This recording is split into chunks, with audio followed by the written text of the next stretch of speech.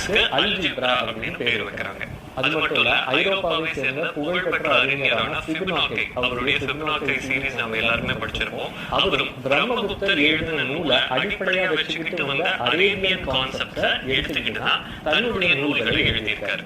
So கணிதத்துல இவ்வளவு பெரிய புரட்சி நடக்கிறதுக்கு காரணமாக இருந்த பிரம்மகுப்தரை நமக்கு தெரியுமா அப்படின்னு கேட்டா நிச்சயமா பல பேருக்கு இதுவரைக்கும் தெரிஞ்சிருக்க வாய்ப்பே இல்ல.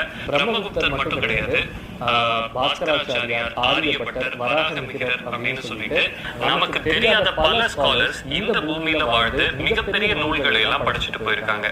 சரி, இவ்வளவு பெரிய சாதனை படிச்ச ஸ்காலர்ஸ் இவர்களை பத்தி நமக்கு தெரியாம போனதுக்கு என்ன காரணம் அப்படின்னா, அதற்கு முதல் காரணம் கொலோனியலிசம். இந்தியா காலனி ஆதிக்கத்தின் ஆட்சியின் கீழ் இருந்த போது நம்முடைய நாலேஜ் சிஸ்டம் அப்படின்றது முழுக்க முழுக்க மறுக்கடிக்கப்பட்டுருச்சு. ஆங்கிலேயர்களின் ஆட்சி கீழ் இந்தியா இருந்த போது இந்தியாவினுடைய இந்த நாலேஜ் சிஸ்டம் அப்படின்றது